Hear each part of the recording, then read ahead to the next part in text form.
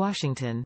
A Pennsylvania man was arrested and charged with making threats against the FBI on the right-wing social media website Gab after special agents searched former President Donald Trump's Mar-a-Lago estate last week. Adam Bies was charged with influencing, impeding or retaliating against a federal law enforcement official after the social media exploitation team in the FBI's National Threat Operations section referred a tip about a Gab post by the user _focus.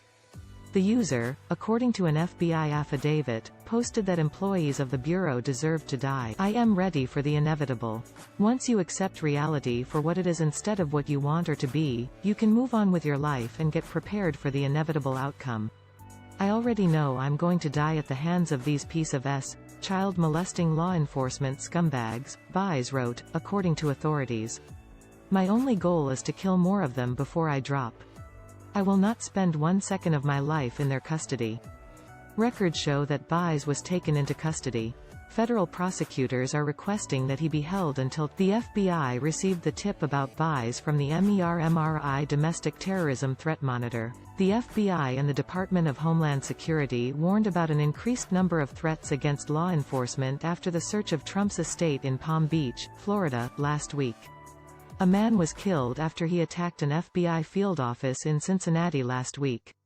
House Homeland Security Committee Chairman Benny Thompson, D-Miss, said in a statement Monday that he strongly condemned the recent violence and continued threats and rhetoric against law enforcement, including against the judicial branch and FBI and Justice Department leaders.